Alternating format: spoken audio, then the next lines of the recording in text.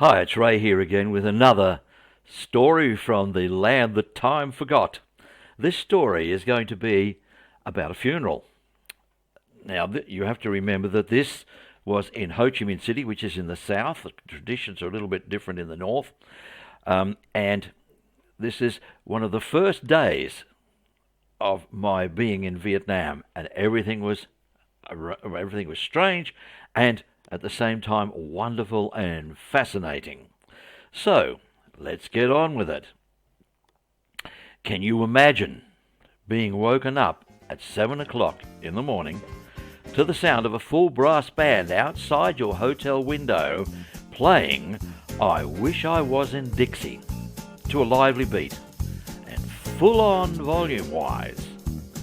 Well, this actually happened to us just the other day. Oh, what fun, we thought. Looked out the window, went downstairs even to see it on the street.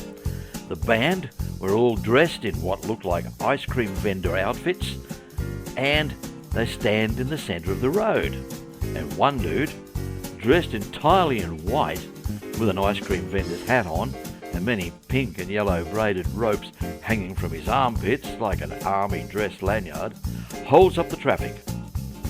And lo and behold, to the stirring strains of Dixieland jazz, 6 little men come out of a house a few doors up, straining under the weight of an obviously full, extremely elaborately bedecked teak coffin, over which has been draped a large piece of yellow silk. The coffin is unceremoniously dumped in the back of an old Bedford van with plastic imitation colonial-style veranda surrounds around its roof. The driver jumps in, lighting himself a smoke, and the band play some other tune, equally stirring, but certainly not sombre as one might expect of such an occasion, and the old Bedford van begins to slowly move off, followed by 2 men dressed in black judo outfits, crying loudly as the widow hands them money, the value of which is commensurate with the volume and intensity at which they cry and wail. These people didn't know the deceased. They're professional criers for funerals.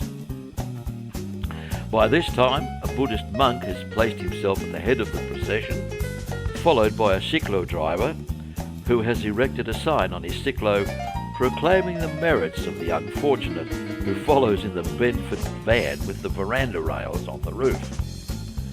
The relatives and friends of the deceased follow, dressed to the nines, throwing funeral money into the air, monopoly money that one buys in a store, and skipping merrily along to the strains of Dixieland jazz. Can't quite fathom it all out, but it all fits in with the Buddhist philosophy that death is only a transition, a doorway through which you must pass, and not be taken too seriously on one's journey to the next birth. If you like my stories, leave me a like, and I will send more as time goes by.